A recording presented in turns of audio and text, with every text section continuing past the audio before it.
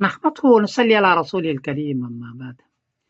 ایک صاحب نے ایک کلپ بھیجی ہے، انہوں نے پوچھا ہے کہ اہل حدیث کے بعض حضرات فرماتے ہیں کہ حضور پاک صلی اللہ علیہ وسلم کی جانب سے قربانی کرنا کوئی ثابت نہیں ہے، نہیں کرنا چاہیے، اور دوسری بات فرمایا کہ میت کی جانب سے بھی قربانی مستقلاً یہ بھی ٹھیک نہیں ہے۔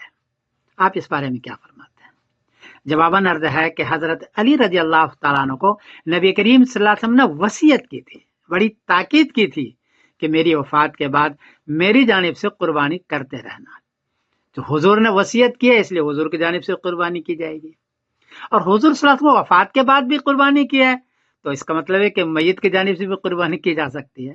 اس لیے اہل حدیث کا یہ نظریہ صحیح نہیں ہے۔ میں حدیث پڑھ کے سنا دیتا ہوں۔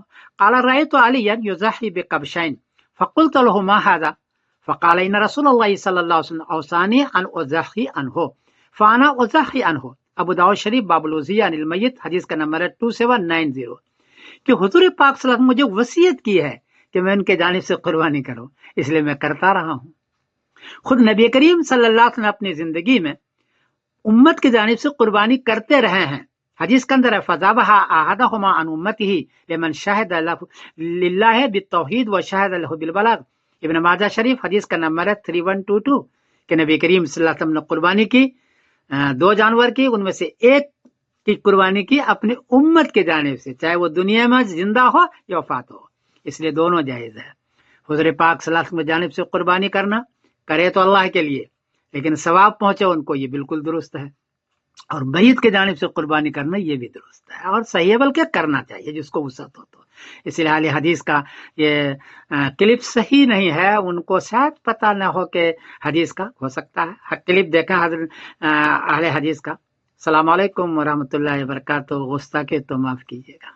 اس چیز سے پرہیز کیجیے، کیونکہ رسول اللہ صلی اللہ علیہ وسلم نہ صحابہ کو حکم دیے کہ میرے بعد میرے نام سے کاٹو، سب سے قریب ان کے بیٹی فاطمہ اور ان کے داماد علی رضی اللہ عنہ موجود تھے، مگر وہ لوگ نے یہ نبی صلی اللہ علیہ وسلم کے بعد یہ عمل کبھی اختیار ہی نہیں کیا، نہ کسی صحابی نے یہ عمل کیا، نہ کسی تابعی نے، نہ چاروں امامہ اس کے قائل تھے۔ یہ کھلی بات ہے۔ اب آپ اپنے ذہن میں اپنے دماغ سے کام چلا رہے ہیں، یہ تو بدعات میں شمار ہوتا، نہ کہ سنت کے مطابق عمل ہوتا، کیونکہ قرآن سے آپ ٹکراؤ مت۔ قرآن کھلی بات بتا دیا کہ نبی کو معافی ہو گئی۔